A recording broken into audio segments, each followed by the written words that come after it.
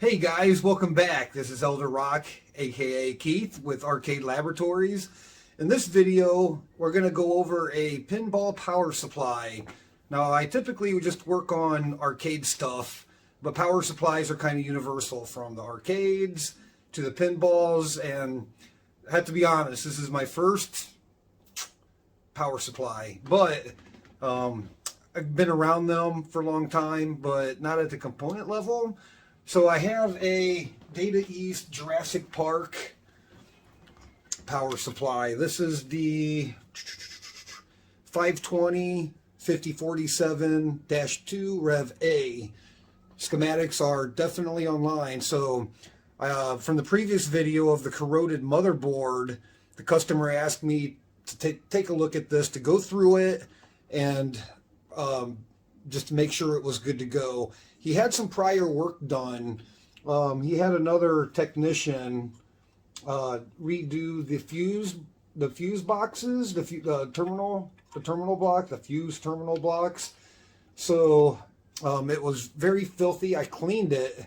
So I started checking some of the transistors, the diodes, kind of looking at it would be like the rebuild kit parts for this.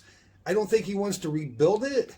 I'm not sure it needs rebuilt, but this is a good opportunity to go through the transistors, the power regulators, the diodes, make sure there's no faults that are going to have catastrophe when you power it up.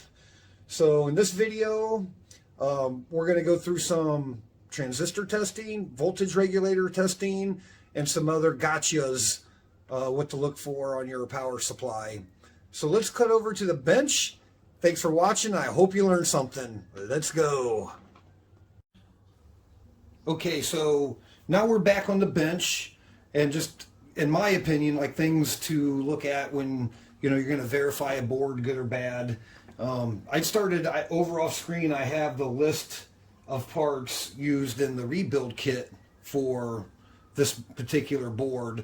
So let's start off with the diodes. So we're just going to go through with our meter and diode setting, and in circuit we're going to test some of these diodes. Now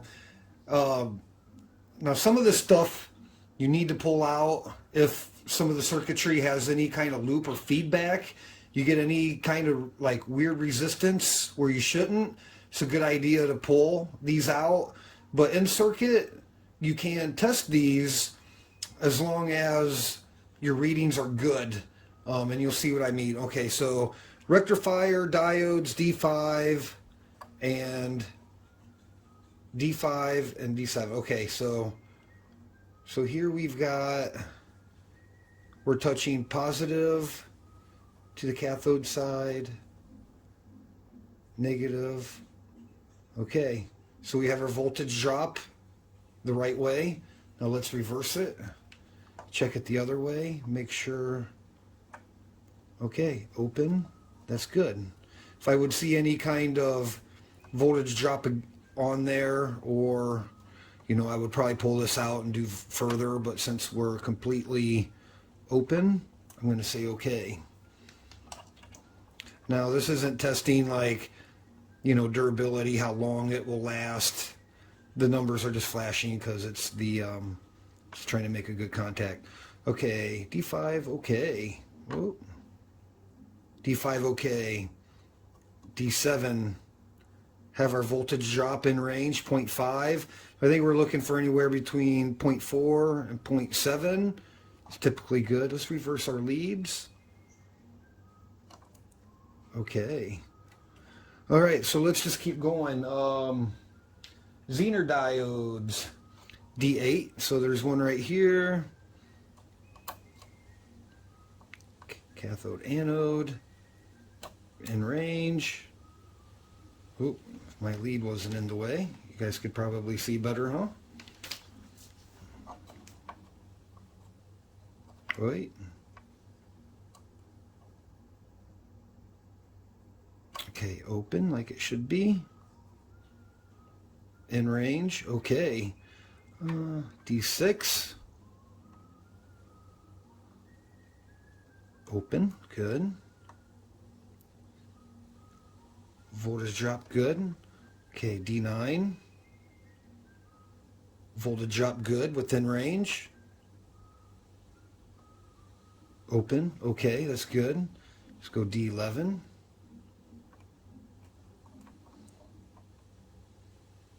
Voltage drop within range. So let's see, we got 1, 2. Okay, got D2 and D3 here.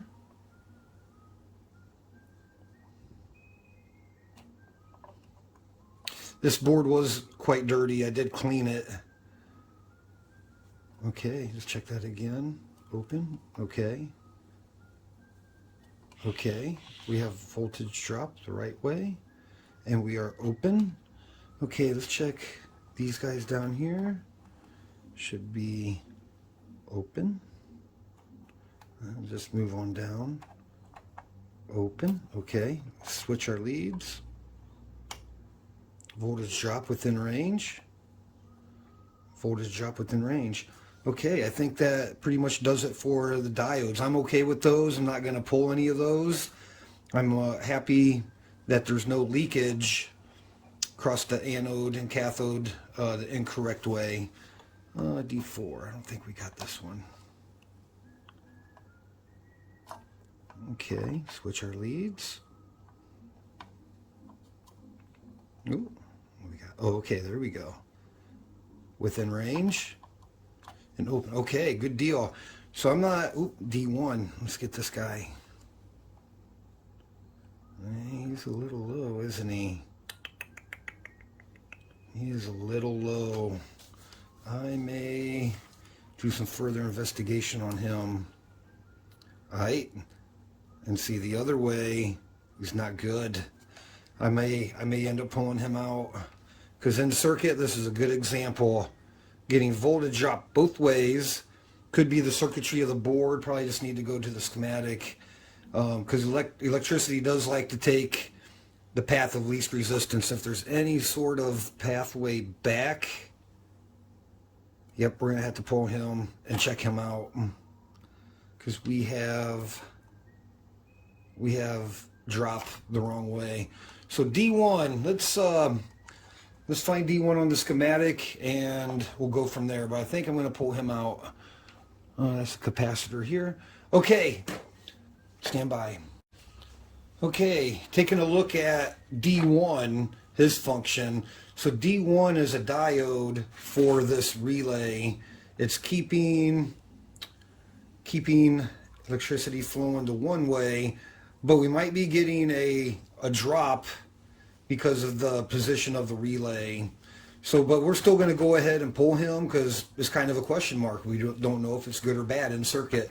So we'll just go ahead and maybe just lift one side of him and check him out. Just make sure that he's good. I don't like having question marks like that. So I think that's why the other diodes were kind of okay. They're isolated, like D14, for example. He's just kind of isolated by himself. There's no feedback or loop back for him to have any kind of connection looping back. But D1, I'm suspecting he might be okay, but we need to double check, right? As technicians, we have to know. That's why we're here. Okay, so I cut, and I go in ahead and lifted the one end of this diode. So now we can actually get a proper measurement. So let's go ahead, still on diode setting. Let's look at the forward voltage drop. It is so close. So we're looking at 0.45 to 0.9 for a pass. That is so close. I guess this is kind of what I teach my students, is making good decisions. Let's look at the reverse. Okay, so it was definitely the circuit giving us some feedback from that relay. You can barely see there. So the diode is good. 4 power, 0.443 volts. So yeah, that's where we kind of got to make a decision. I like to see them, you know, to the spec 0.45, but that is so close. I think we're just going to roll with it. I think I'm just going to push him back and use it. That's kind of my decision as a technician today with that diode. Okay, since all the diodes are checked, Now let's go into capacitors. And there's not a lot to do with capacitors, at least for this fix. But I was doing some research. One of the biggest things was, you can see here, C2. A lot of the repairs, rebuilds for the capacitors have to do with the C2 capacitor leaking, and the C1 and C2. So I went ahead and pulled them, and you can see there's definitely electrolytic leakage. Let's see if I can find the two capacitors. Should have had them ready. I should have had them ready. I apologize. But on the bottom of the capacitor, you could definitely see the leakage. I believe this is the one. Let's see if I can. It was starting to leak. Is that the 200? Which one is this? Yeah, 25 volt, 100. You could see the leakage starting. So if we wouldn't have changed that, that would have definitely destroyed those pads. We would have lost continuity between the rectifier diodes and the capacitor. So while we're here, I think we're just going to go ahead and change those. This one, not so bad. And the C3 actually look good. I don't have a bleed meter yet. Oh, nope, I take that back. This must have been, okay, this was C. Which one was this one? This one was C1 or C2 starting to leak, and that's why we see the damage here. So we'll go ahead and clean them up, solder wick, kind of clean up those through holes, and replace these two capacitors. Now in the rebuild kit has you replacing, I think, 1, 2, 3, 4, 5, 6. I'm not going to do anything with these just because this is kind of a general inspection, and we typically don't see the corrosion as those guys as much as C1 and C2. I think just because the circuitry, these are just in some high pull areas. So that's what we're going to do for capacitors. Now let's break. I'm going to go ahead and break here and get set up.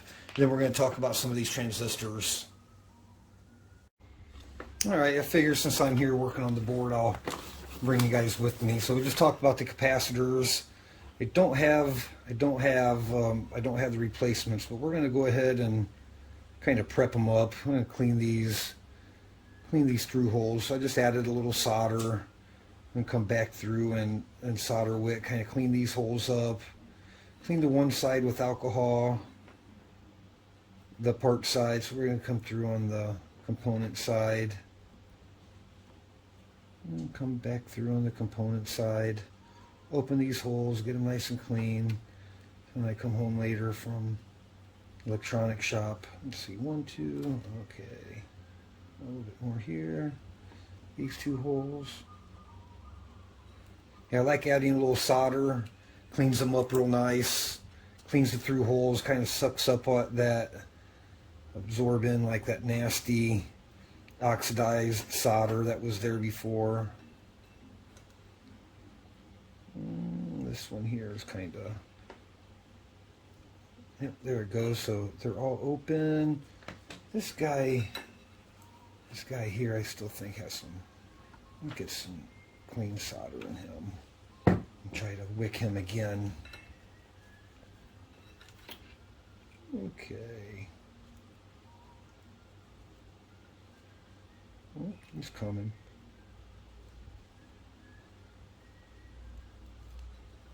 I think he's about as good as he's going to get. And then I have, where is C6? Down here.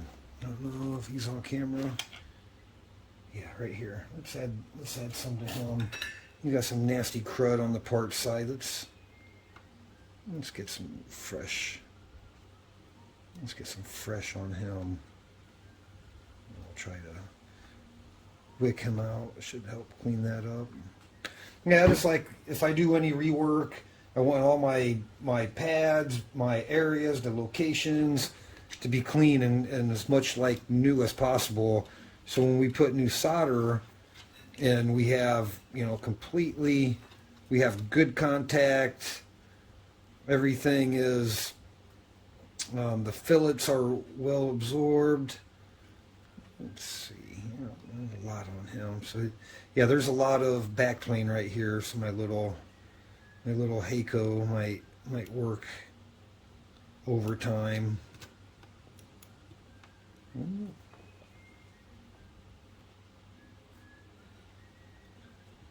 Yeah, he's going to work overtime on those big planes. He got most of it from this side. I like the guy to come in from the side and start working it. If you come in right from the top, it's just too much mass for the heat. Sometimes if you can come in from the side, it'll come in, kind of absorb up better. Yep, like that. Boom. Alright, didn't clean the hole, but clean that area. Let's see if we can. Alright, yep, didn't clean the hole, but clean that area. Hopefully enough of this absorbed over to the other side. You can get, sometimes I have to add some flux if it's super nasty. I think this is okay. You know, come in here and clean those. Those look pretty good, really. Oh yeah, that looks good.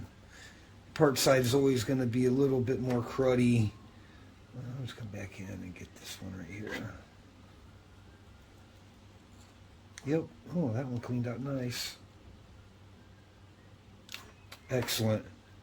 This one here, not so much. Let's see if we can't get a little solder in him. The top side here, he had definitely crusty. Yeah, he's so nasty, he don't even want to solder. Oh, there it goes.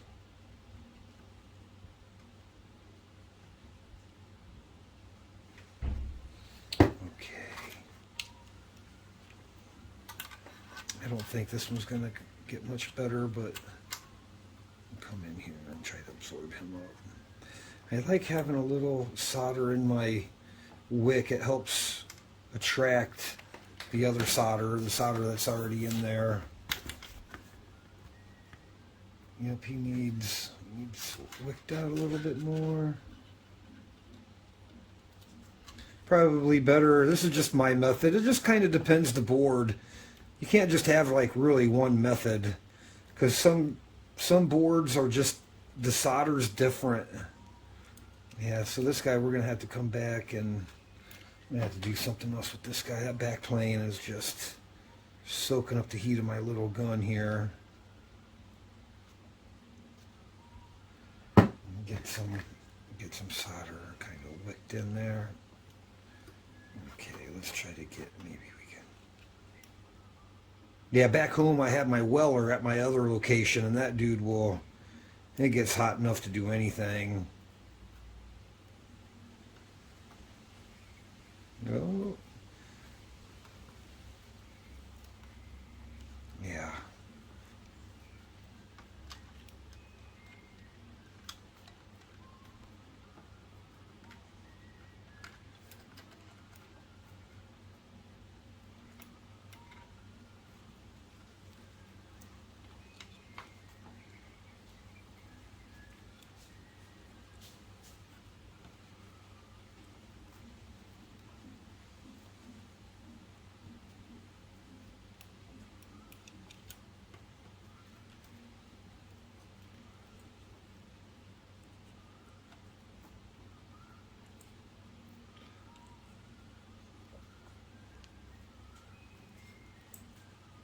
Yeah, I can definitely see the hole there. Let's try another one of my tricks here. There, yep, just needed a little pokey. Okay, clear him out. Gotta be careful, but another trick I picked up. Okay, those are all good. Come back in here with some more alcohol. Kind of clean him up, clean this up, and I think these guys would be good for later. Like to wipe them until they're clean. Keep scrubbing them till nothing else And you can see really well now the corrosion getting at that, how well it got at that trace right here. Good thing we got that capacitor. Okay. Yeah, it's still taking off nasty stuff. All right.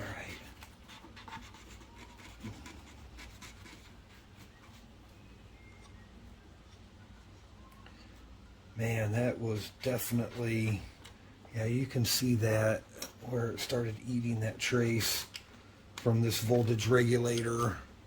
It's just kind of, just for, I like to make sure everything is legit. Man, it's going to be, ooh. All right, go continuity. I think he's landing there. To this test point. Yep. So he's still good. All right. All right. So that trace is good. It's a nice, big, beefy one. So I'm probably just going to clean it again. We're going to clean it again off camera. Then we'll get set up and ready to talk about transistors. Okay. Okay, hey, welcome back. So we're going to get into the transistors on this power supply. So I've pulled a couple of them and I left a couple in the board so we can actually do some in-circuit testing and gotchas and some out-of-circuit testing and gotchas. So I'm going to make a full-on video down the road about what transistors are, how they work, but for the purpose of this power supply and just getting it checked out like the customer wanted. So we checked the diodes, and now we're going to go through and check the transistors to make sure that they're all in spec and none of them are shorted out. So as we know, there's two types of transistors, NPN, PNP, and they really act like back-to-back diodes. So we're going to be using our test meter in diode mode, and I've already done a lot of the homework off of camera. So we're just going to kind of go through, and I use a cheat sheet, kind of shows, kind of keeps you focused and what your results should be. So this is a quick, easy, if you have a chart or can find a chart or can memorize it, that's even better. But I have a little chart just to kind of keep me straight. Okay, so the first one we're going to do is this transistor. It's a 15030 NPN. So I'm just going to kind of follow my list. And then even if you just fill out your data, this is going to kind of tell you what you have. All right, so NPN. So I want to start on my base with my positive. Base to collector should have voltage drop. Base to emitter should have voltage drop. We do. Now this is where you check for shorts. So we're going to reverse our leads. If you follow down through the chart, kind of tell you the same thing, but just for the sake of time. Okay, base to collector, no voltage drop. Base to emitter, no voltage drop. Okay, so basically base to collector, base to emitter. Good. So NPN, so we're pretty much testing the way of the diode, right? Ding, ding, ding, ding. Okay, and then the last short, or the last test, collector to emitter should be open both ways. Okay, so good transistor. Let's move on to another PNP, different package. I always suggest to pull up the data sheets. In my next video, we'll go through and how to identify PNP and NPN. But for this video, we're just testing transistors. So we have our base in the middle here. So we're going to go positive to the middle. We have voltage drop. Okay, to our emitter. Correct voltage drop to the emitter. And the values we're looking for is between 0.45 volts and 0.9 volts is a good voltage drop. So let's Let's swap our leads around, test for shorts the other way, just like you would a diode. Okay, base to emitter, open, that's good. Now let's check our emitter to collector. Okay, and then swap-a-rule. Okay, good transistor. So let's go to our next transistor, and this guy is a what is he? A PNP. So let's just start out base. Now let's just go PNP. All right. So we're going to go base positive to our emitter, open. But if we follow your cheat sheet for PNP, should be open. So that would be negative, positive, negative, which we don't have. Now let's swap our leads. Negative on the base. There's our voltage drop from our emitter. In our collector, we already checked opens the other way. Now let's check our emitter to collector. Open. Hey, that's great. Okay, another good one. Okay, so let's go to a different kind of package. So this is a this is a power transistor. This is a 2N6057. You can kind of see it on there. So on these packages, the collector is actually the metal case. So I kind of keep a cheat sheet. Now if you look, the line is slightly offset the one way. So slightly offset the one way, we're going to go like that, follow our little cheat sheet here. So we have base, emitter, collector. So I already know this is an NPN because I looked it up.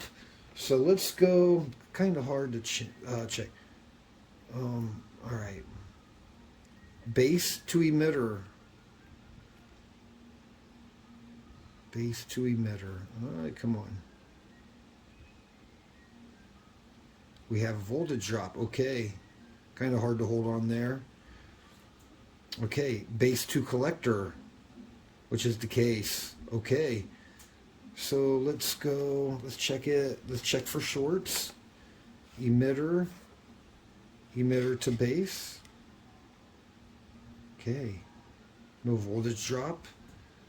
Then we're going to go collector to base.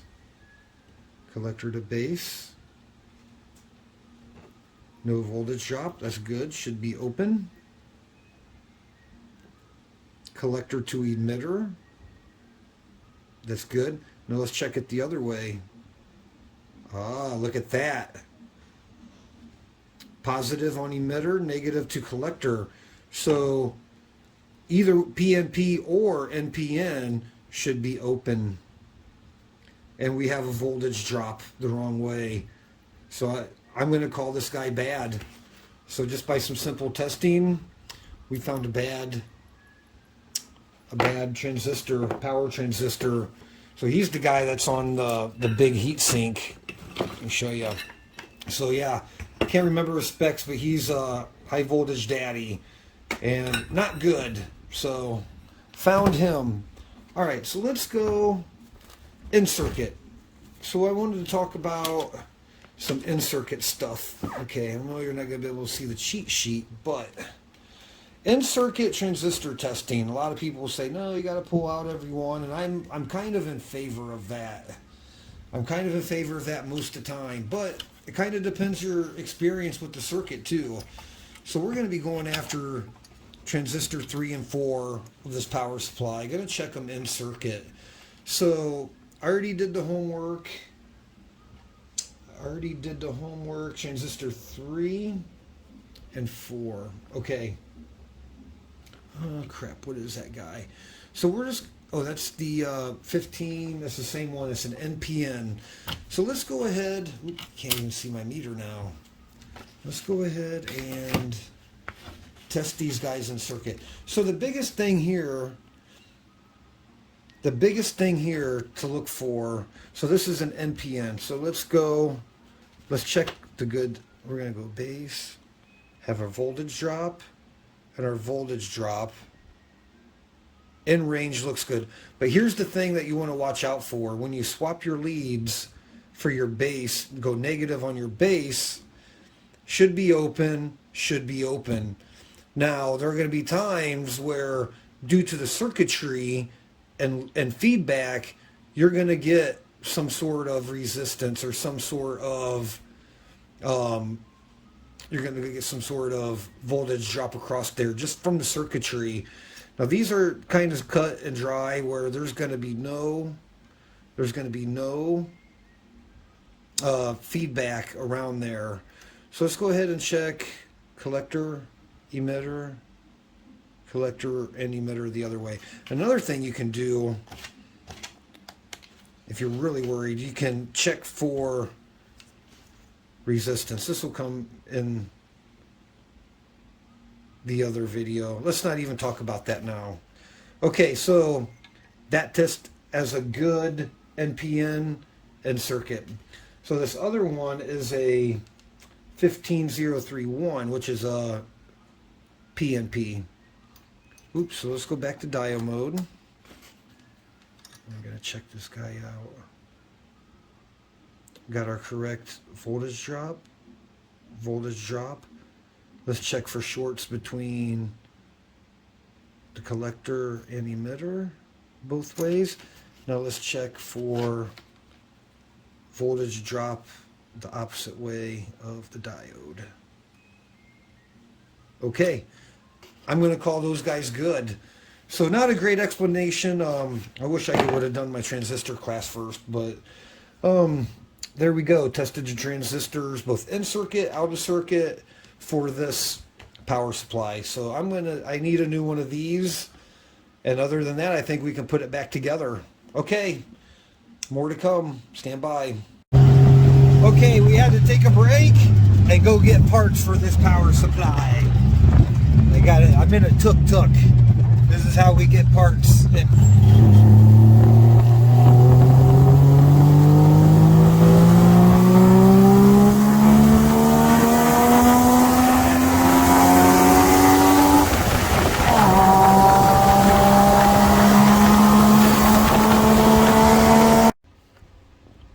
Okay, we're back with this power supply, testing the components and just making sure that this power supply is good to go. So there is one voltage regulator on here. It's at position VR1 of this Data East power supply for Jurassic Park Pinball. So it's a 12 volt power supply, and I'm just going to kind of take you through a quick test of this. So right now I have my power supply set up 29 volts. So basically these power regulators are pretty easy, honestly, to test. So pin 1 is your power input, your pin 2 is ground, and pin 3 is your output. So let's check our input. 29.6 volts DC. Okay, so this regulator should be putting out, that's pretty close to 12. I'll take it. And even if I regulate the power and reach over here, kind of turn it down, I think when I get it down, right when I get it around below 12 volts, it starts falling off. So that's kind of what it should be doing. There's 12 volts there on the power supply. Yeah, dropping down, and it that curve kind of matches along. 10.8, let's get it up back, but okay, there's 14 volts. Okay, so I like that. So let's check the other side again. So in circuit on the power supply, this is actually regulating off a 32 volt line. So I can only go up to 30 volts in my power supply. So I think I'm going to call that guy good. So voltage regulator, okay. Hey guys, Keith here with Arcade Laboratories.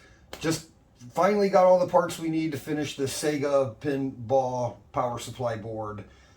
So we're just going through this guy, not getting the VIP treatment, but going through, checked for any kind of bad components. I finally got my replacement transistor. So let's go ahead and put this thing back together and give it some testing.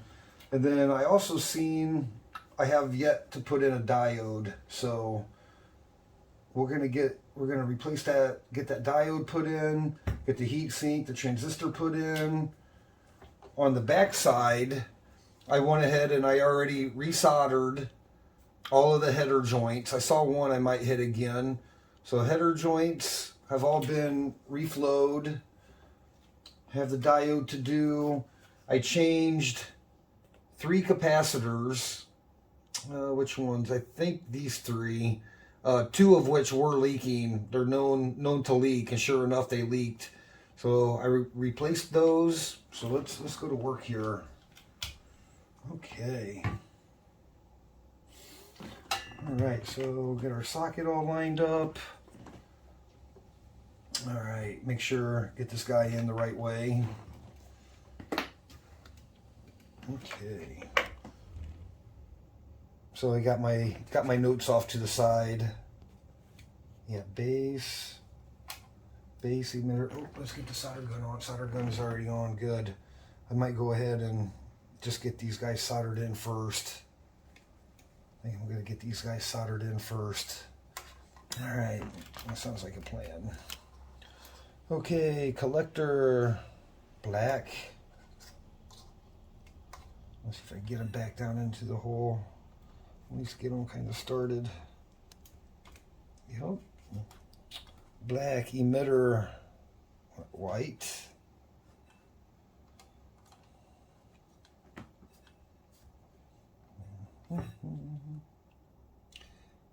Yeah. On the next power supply, we're going to be rebuilding the whole thing. So I'm kind of looking forward to that. I'm looking forward to getting this one done and getting started on the next one.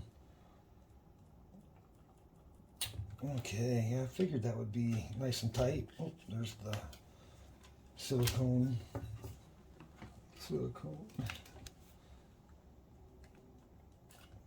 Okay.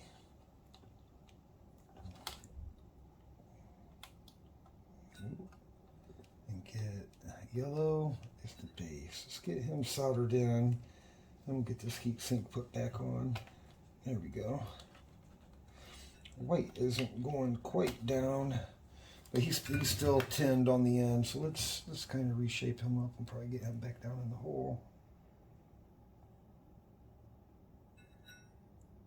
Probably will go now. Yeah, my little solder gun works hard on these big traces, on these big rails. Takes a lot of heat. Yeah, there we go. She went. Okay, got that guy. Got all that stuff in the right way. Let's flip him over. I would like him to fit just a little bit better. Let's see if we can't get him shaped down just enough to go down in there just a little bit more. Yeah, so the board's been cleaned. Should solder up pretty good. Yep. Oh. Yep, there she went. Okay. All right.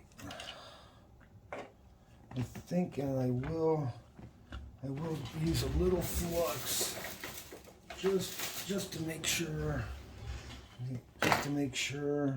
we get a really nice. Let's make sure we get a really nice solder. All right. Yeah, I'm ready to go back to work. I've been, last week or so, I've been waiting for parts and doing other stuff, kind of prepping the projects in line. So I'm excited to get back on the project list. Wait, I need my solder. My help on. All right. Okay. I think he's good to go. Let's see how well I get him soldered back up here. Get some heat rolling on him. Might take a little bit. Oh, she's taking solder. Nice big joint, so make sure we get it nice and hot. I know it's braided, so I should solder up nicely. Yep, solder nicely. Move my hands, you might be able to see what I'm doing.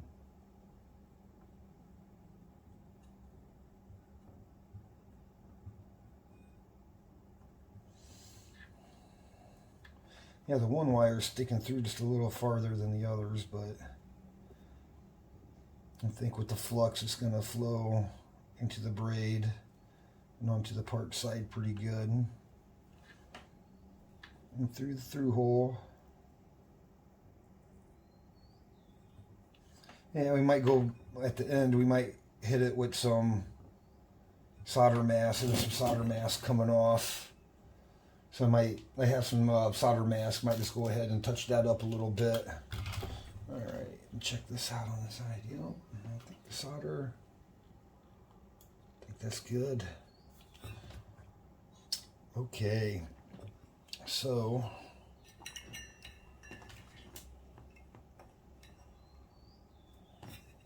yeah, this has got to go a particular way. The holes are offset to match the TO2 orientation of the transistor. All right.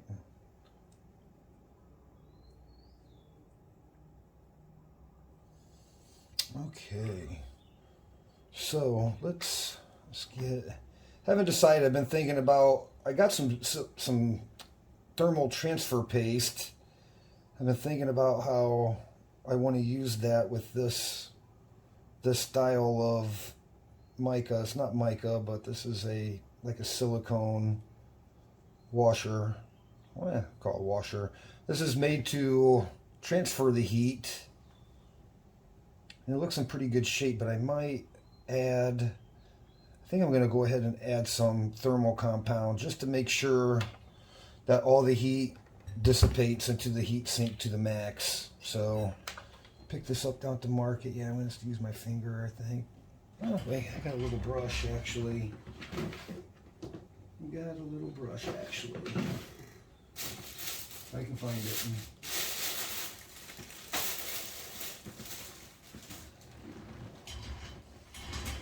All right. Let's, a little brush. Instead of getting that stuff all over. A lot of people make the mistake. They put like one glob. Put like one glob or one dot, and when they tighten it down, they think that'll expand out. It does not. So if you use if you use the thermal paste, you should give it a nice even coating. That's probably a lot now. You should give it a nice even coating so the whole surface distributes the heat evenly. I don't know if brush is the best thing to put it on there, but it's working pretty good. Alright, so got that guy. And then we'll put him on. I don't think it's a big deal. I think that will be totally compatible with that silicone material, with that heat pad, insulator / heat pad. I'll go ahead and give this guy this side a little bit too. I'm not too worried. He is your biggest enemy on these power supplies. We're going to cause a lot of failure. Everything runs hot, and your parts are going to fail sooner than if they don't. So I'm all about doing what I can to keep the heat down. That's why I'm using a bigger, beefier NPN transistor. It has almost 100 watts more. It does have 100 watts more than, than just the standard. Okay. Let's get that guy. We'll get this socket. The socket looked good. I was going to replace it, but this one was actually the connector pin or the socket pin on these are fine. Uh-oh. What's the deal?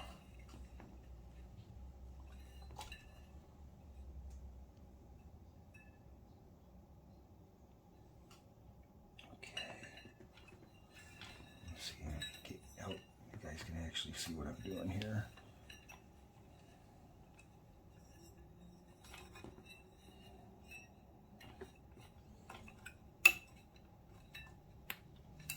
Oh man, I just had that thing on there. What is going on? Well, I gotta form fit that. What is the deal?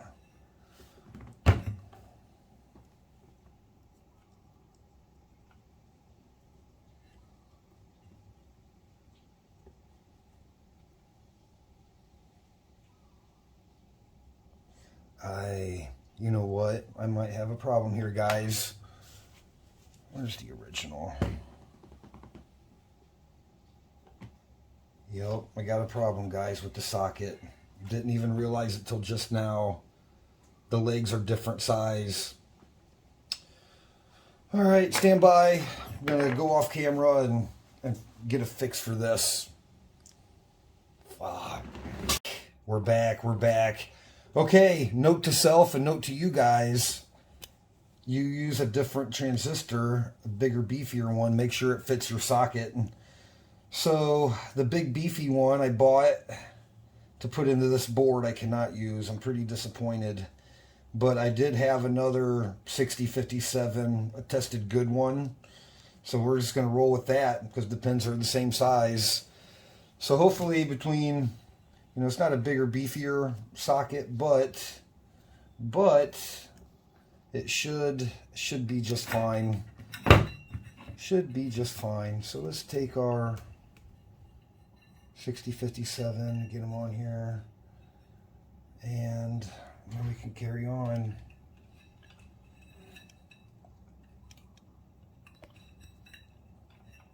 Yep, helps to like inspect all your parts. Gotta be. I didn't even realize that till I want to assemble this. Okay, so that ain't the end. It's not the end of the world. Oh, and I'm a total dumbass. Put it on the wrong way. Total dumbass. Oop, I shouldn't say that online. Whatever. Okay, let's try this again the right way. There we go. I guess I didn't have enough coffee this morning or something. There we go. Okay, now we're good to go. Our wires. Let's get them slid up where they need to be. Let's go ahead and get our socket retaining hardware in.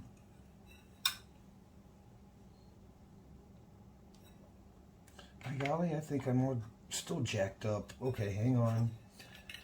Hang on. Hard to see the orientation.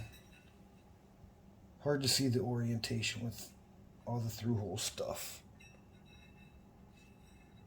There we go. Yep, there we go.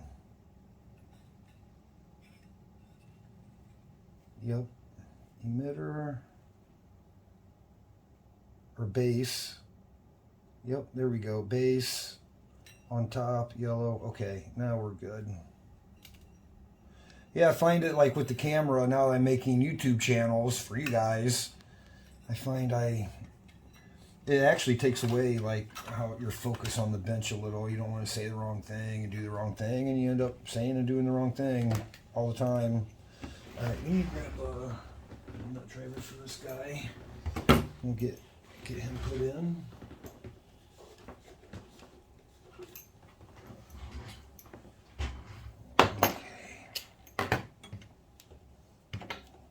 Okay.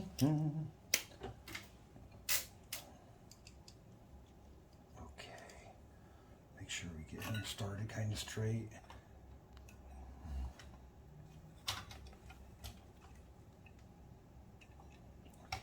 good.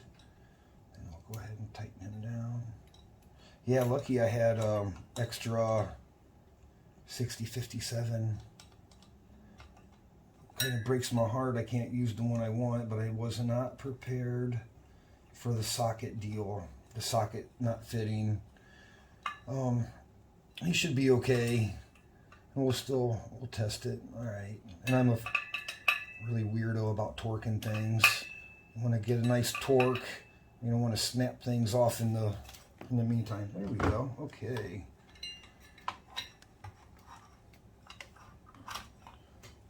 Alright. So let's get this other hardware put in. Get the heat sink mounted back down. Yeah, we're almost done, really. There's not a whole lot to do. I mean, the worst thing will be I got to clear the through holes in those diode, where that diode goes. And hopefully that ain't like too big of a hassle. Sometimes they are. Sometimes the solder just don't want to come out. We'll get to that in a second.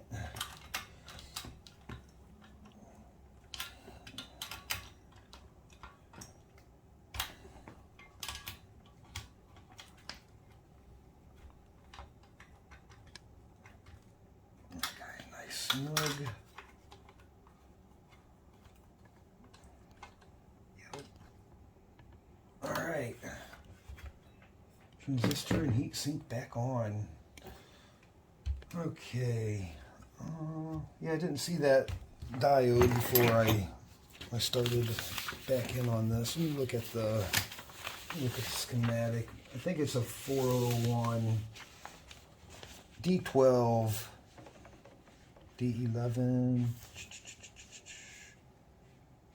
There's D11. Let's see.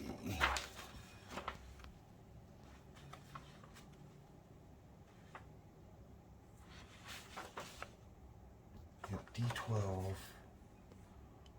I gotta find it. D10, D11, D9, D12. Where are you? Alright, looking right at it. Dun, dun, dun, dun, dun. D6, D8,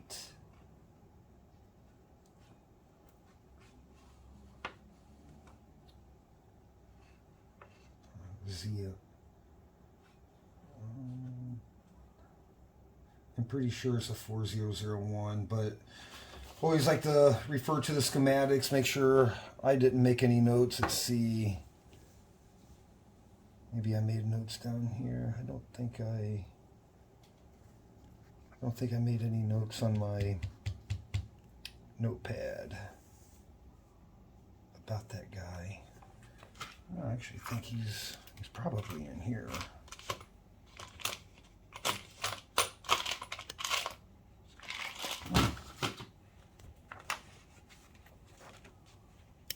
D11, D10. Where are you? D14, D13, D2, D2,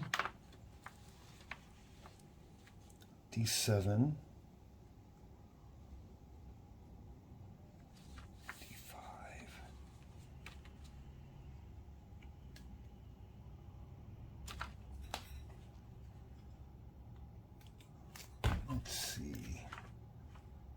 I can't believe I can't find it.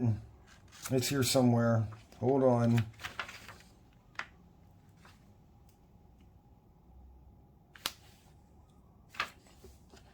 Wait, okay. He's over here by the fuse. Oh, D1. Over here by the fuse box.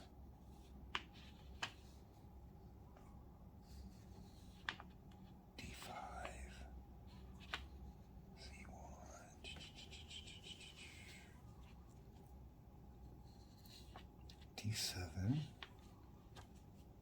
D2, D13, 14. You should be in here. What? D12. I'm pretty sure it's a 4001. So instead of wasting your time, let's go ahead and try to clear these through holes here. I'm gonna just try to solder wick that out. I think that will be okay. So let's just try to solder wick that out. Let's get some solder added and hopefully it goes smooth. Let's see.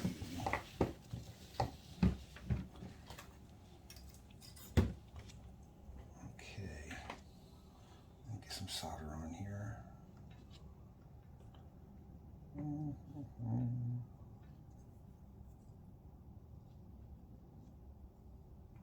I kind of like to get it hot, make sure heat goes down through into the old solder, and maybe you can just solder wick it out with no problem.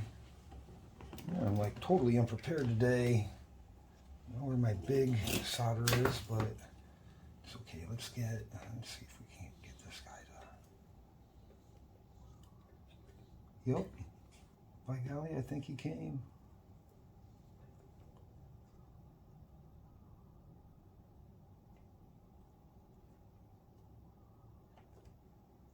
This one did not. Maybe I can get the rest of it from the other side. I think about half of it like that. This side's pretty nasty. I'm gonna make this side will solder. I think we're gonna have a problem.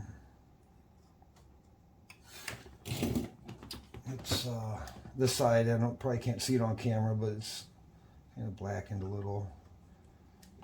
On this side, let's see if we can't get some solder on that. If we get some solder on it, would be good. I really don't want to plug in my desolder gun. Not worth it. Not worth it for 2 holes.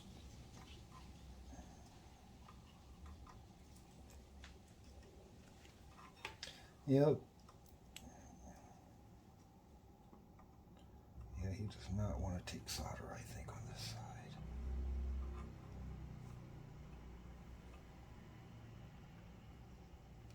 Yep, it did a little bit. About this other hole. Yeah, this side is just really cruddy. I'm not going to take solder on this side, damn it.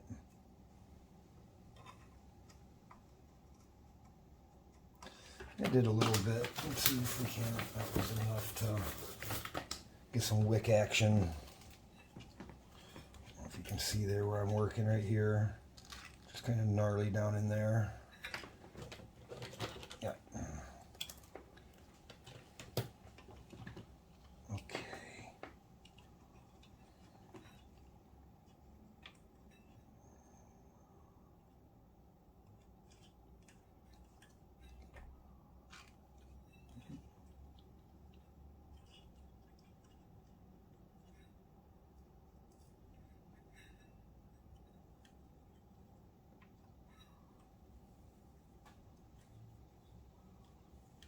Got a little bit of it actually.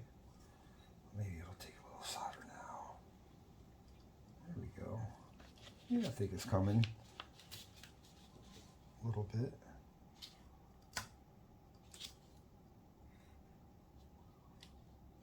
Okay. I think that one actually, that one's almost actually cleared out. We got solder pumps and stuff like that. I got one, but solder wick works pretty good sometimes. I think that one come out. Yep, got one. This side's cleaned up a little. I'm gonna drop it a little bit and it'll take solder now for sure. Get some solder down on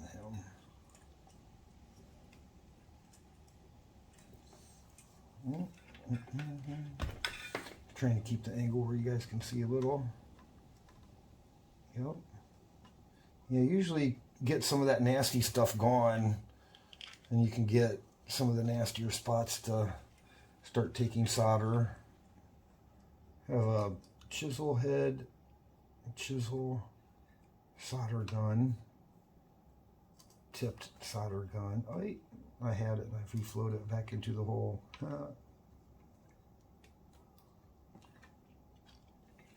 Okay, sorry guys, I gotta get this where I can actually get my gun on it. Ooh.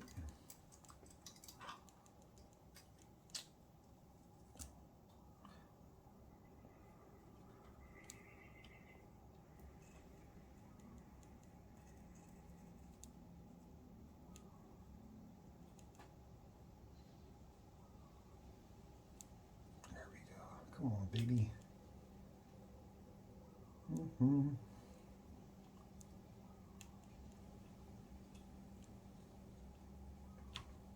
Always got to be one, doesn't there? At least he's cleaned up on that side. I bet we can get him. I bet we can get him from the back side now.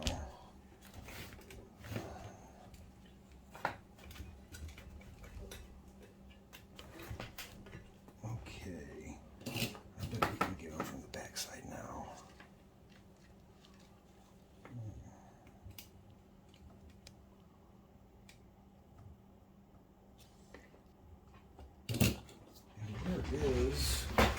Where is my big solder wick? I have this is I think a 2 or 3 millimeter. No, I have a wider. I thought I left it out actually, whatever.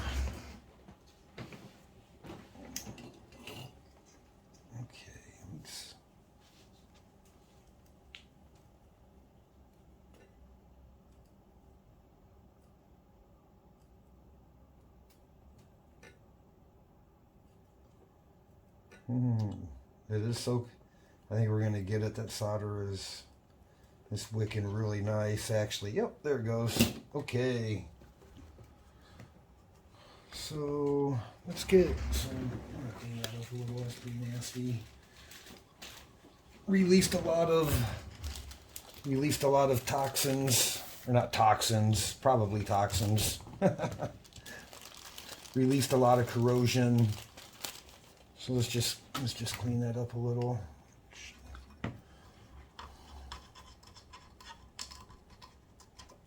Yeah, see, nasty. Like, because once you solder in your part, you really can't get to it and clean it like you can now without any of that stuff there.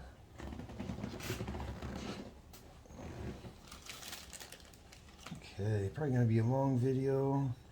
That's okay, right? You guys get to hang out with me. Yeah, when we get this one done, the next one, we're going to get the next one right up on the bench. It'll be a complete teardown, pretty much. Bridge rectifiers, header pins, everything. It's going to be fun. Gonna be fun, guys. Maybe some longer videos, but maybe you'll learn something. Maybe you'll learn something. We'll learn something together. Yeah.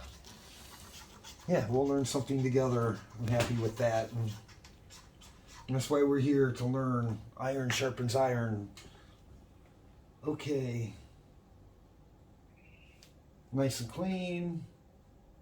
Yeah, I think we'll hit that side too. Usually, like, if there's a good, nice clean flux, just kind of roll with it. You leave it, but if it's flux that's been like yellowed, I get that shit off, or get that stuff off. It's corrosive.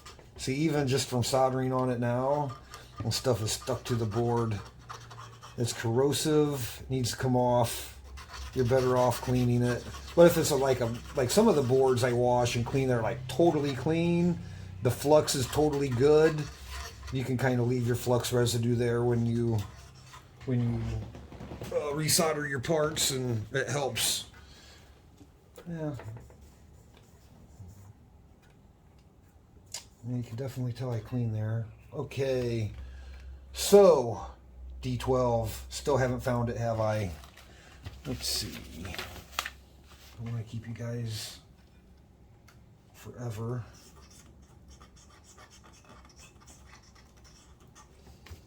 Okay. Ready for the diode. Okay, stop the video. Pause. Okay, hey, I'm back. I had to cut and look for D12, and guess what? Nothing goes on D12. So I thought one did.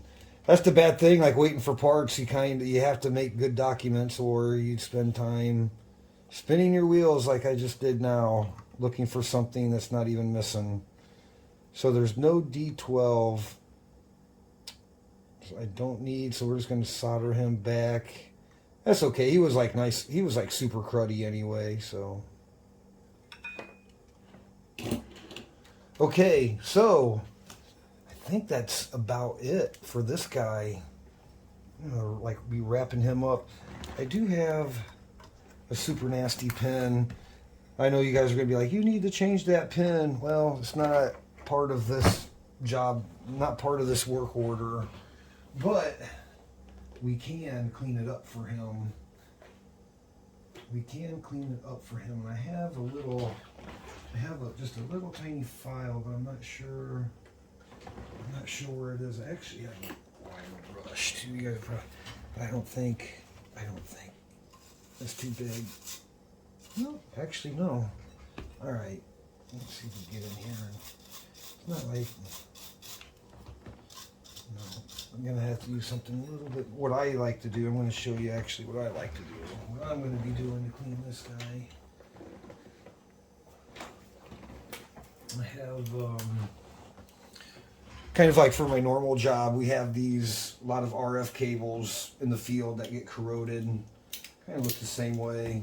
I like breaking out my Leatherman tool, but it works good. Kind of go through and just kind of scrape that stuff off, not too aggressively, but you kind of have to take your time and work, because it's a round pin. You have to work it, make sure you don't miss any. Alright, clean that up, and I like it because it's kind of pointy, so you can get around to the back side. Yeah, there's some pretty nasty crud on there. Hopefully his connector's probably all burned up too, but this will help reduce that heat and reduce the resistance.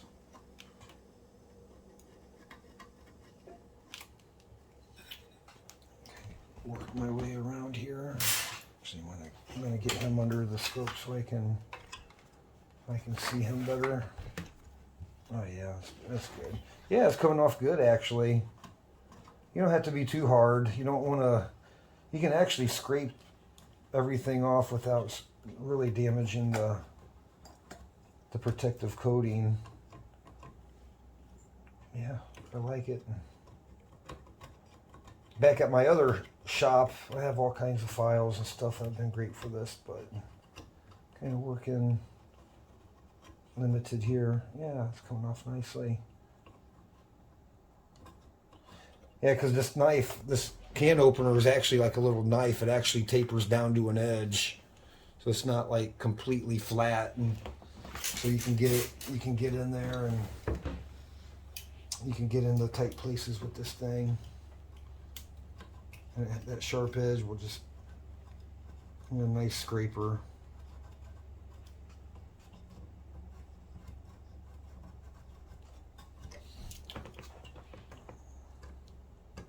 Yeah, I think like on the next one we're replacing all of these, but again, it's not what our mission is for this guy. I always feel like a dentist, always like think it'd be cool to do this to people's teeth. Like open up, let me scrape them cavities out. Yeah, she burnt pretty good, right? There's a, yeah, this is having a good feel for your work. Kind of work around that pin. You won't make any flat edges if you do it right.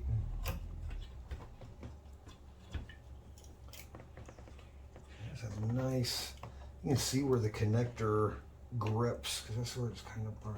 Right here on that, right there, we've got a nice burn in right down this side right there.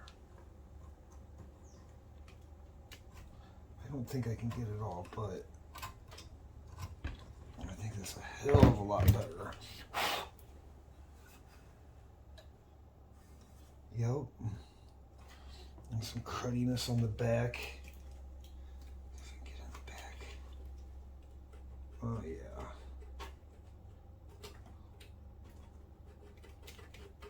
And she burnt pretty good. That whole connector could probably be replaced just because this one bad pin, but this will help a lot. We don't want to overstep our boundary on a work order. People don't like that.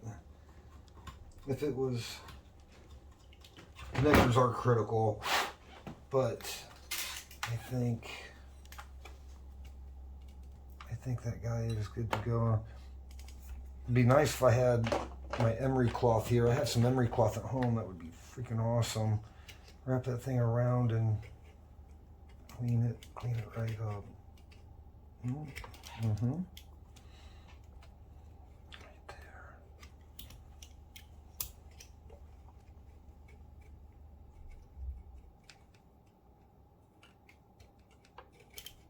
Yep. Got it. There's like there's like one line down that backside. Nice and shiny now. Good. Okay. Oop. Right there's a little bit I want to get. Right there at the top.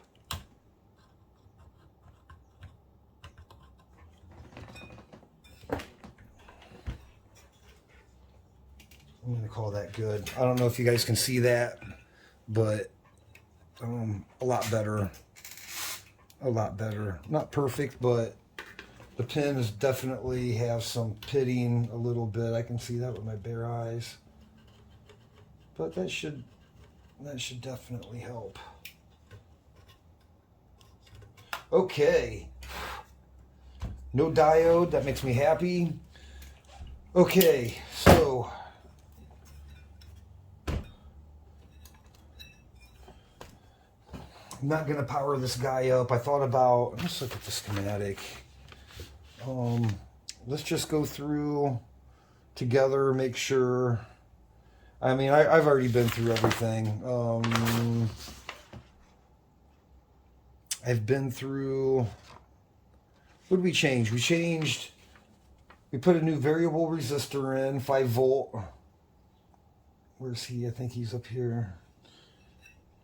VR1. Nope, VR1. Yeah, we put a new 5 volt resistor, a 5 volt, a 5 volt voltage regulator, the TR6. So yeah, I had to go back to a 6057 because the pin size for the socket was different.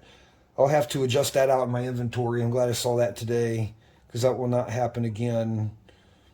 We changed transistor number 4, transistor 3, transistor 1, transistor 2. We changed some diodes, but we checked all of this stuff. I already checked it in the previous part of the video. Checked all the values of the fuses, slow burn, proper amperage. This is the only fast burn. Just kind of going down through my notes here.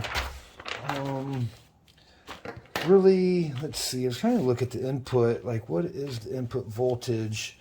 I can probably push some DC through here.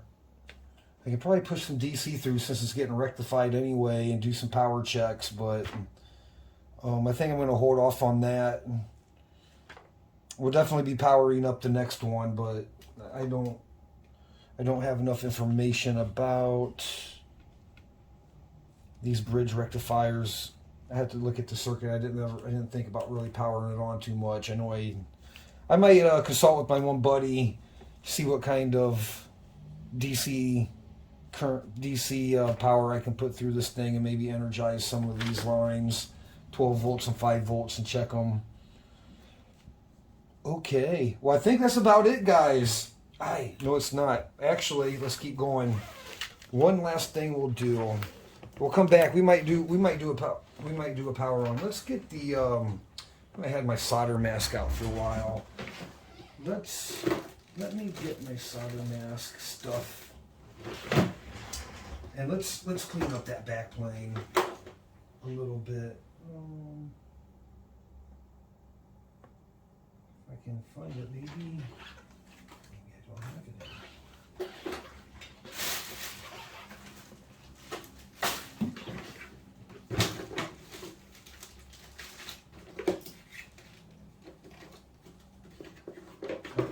Okay, got it. I don't know. I'm not a solder mask expert, but I know when you have lots of ground plane off, you know, it just creates spots for shorts and all of that. So I did get some solder mask down at the market. So how I've been doing it for like big areas, I know probably lots of ways, but this is my way. Hopefully, I haven't had this brush out forever. I have a brush dedicated to the solder mask. Let's see if it's still, yep, it's still good. Okay, let's just get some, hopefully I can get it out of the tube. Yep, she coming.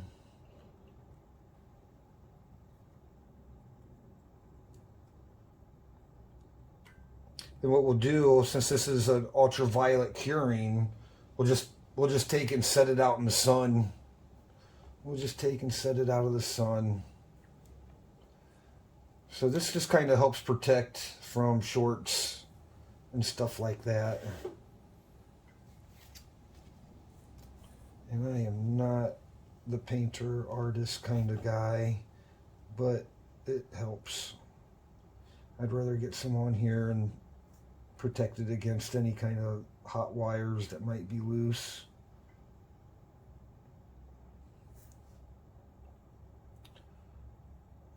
We'll go through and get what we can. Yeah, I squirted somehow. It came out in the back. That's okay. Oh, that's okay. Yeah, we'll just touch this up. Touch it up. That's good. Yep, and we'll stick them out in the sun to dry. Actually, like 10 minutes outside, and this stuff will be totally cured. If I've done it both ways. I've left it inside here, and it takes days, literally days. When you stick it out in the sun, 10 minutes. I have a little UV lamp too, but that still takes a while. All right, this just helps protect against, you know, loose, getting shorted out on, or probably, yeah. We'll go around and get it thick. I want it, right, good protective coating. Okay.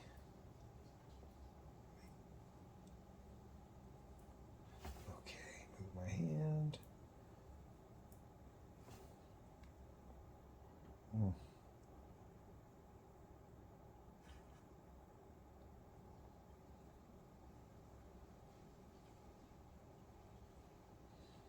That's supposed to be a square pad here, but oh well. We'll leave a little bit for the grounding there. Yeah, I got it kind of thick on my brush here. Yeah, it looks pretty good.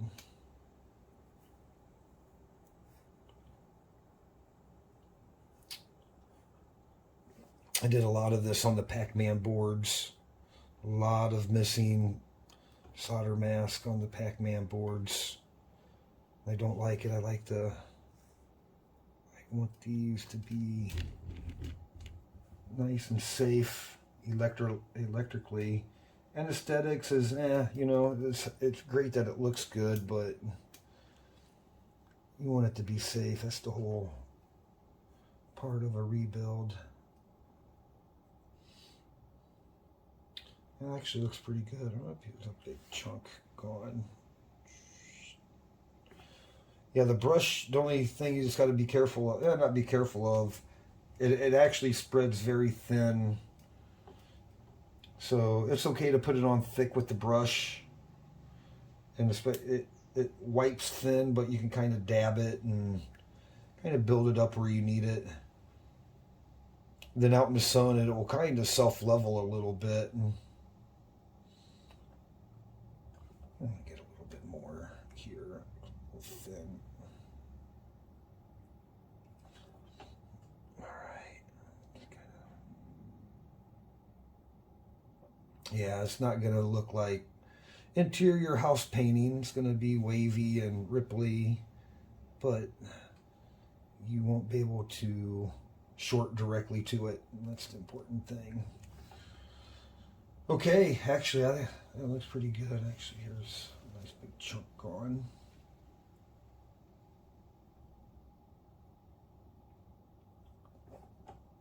Actually, that looks pretty good. There's another big chunk gone. Get him a little thicker. I blew him right out the back. I have to put him back in the bag. Actually, I got some on that side of my brush for poking on the tube.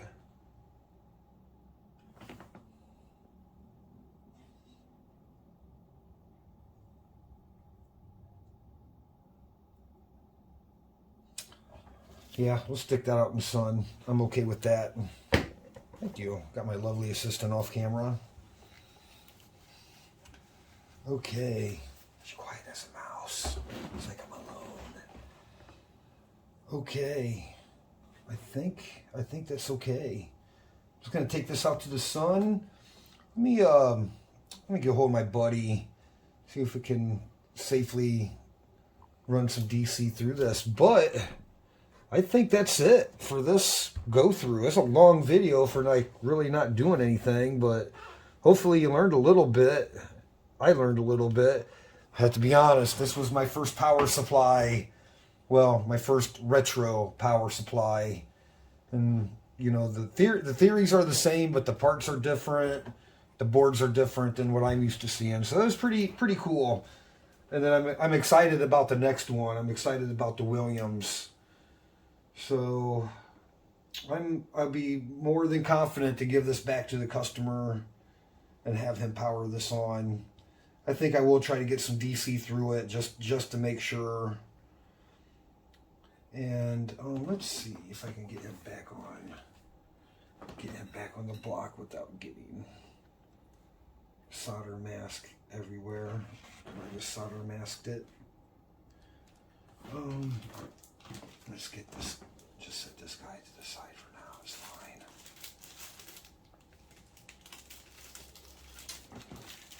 While we're on the bench, let's just do some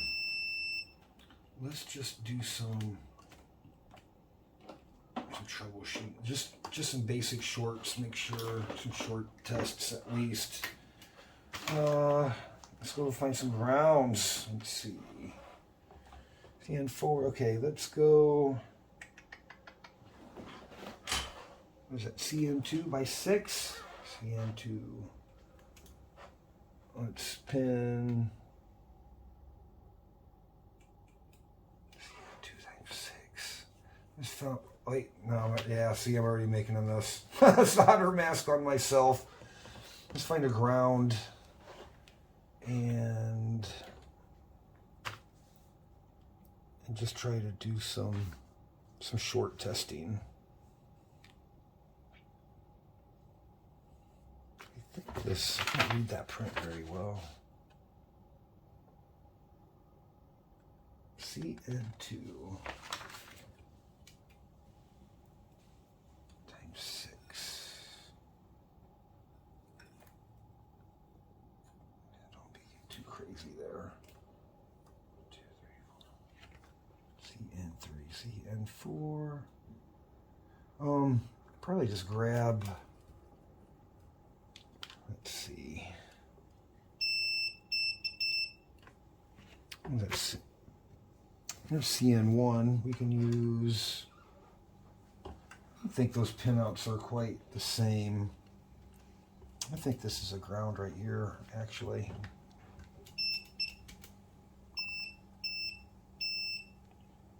Let's see. CN4. Oh, I see how they have it broke down. Okay.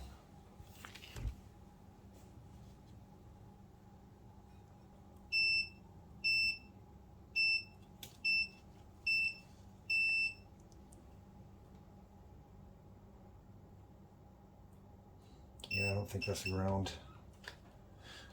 Okay, guys, well, I'll come back. We'll come back with some, a little, after the solder mask dries so I don't really make a mess. We'll come back with some final tests. So, thank you for watching. It's a long video for just a little bit, but helps me get better to learn together. Okay, see ya.